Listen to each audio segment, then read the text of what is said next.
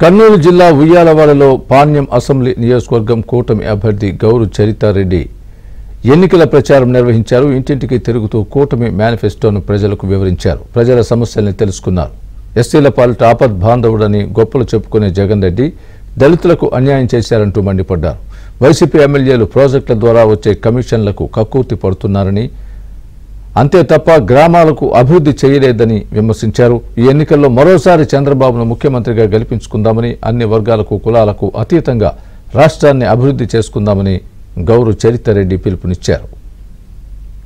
అంతేకాకుండా మన గ్రామంలో ఎస్సీ మహిళల పైన ఎస్సీల పైన కూడా తప్పుడు కేసులు బలాయించి వాళ్ళ సాగులో ఉన్న వాటిని కూడా అక్కడే ఇల్లు ఇవ్వాలా అని చెప్పేసి ఎంతో దౌర్జన్యం చేయడం జరిగింది.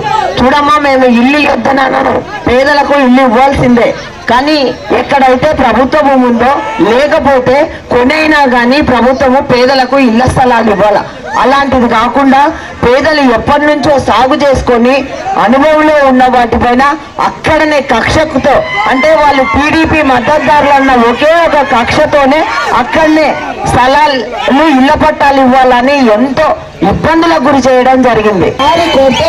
ఇటువంటి రాక్షసులను బనగల్పల్లెకు పంపించాలా, ఈ సగాలు కూడా ఉండకూడదని కూడా ఈ సందర్భంగా మీకు అందరికీ తెలియజేస్తున్నా. కాబట్టి రేపు జరగబోయే ఎలక్షన్లలో మీరందరూ 2 ఓట్లు వేయాల్సి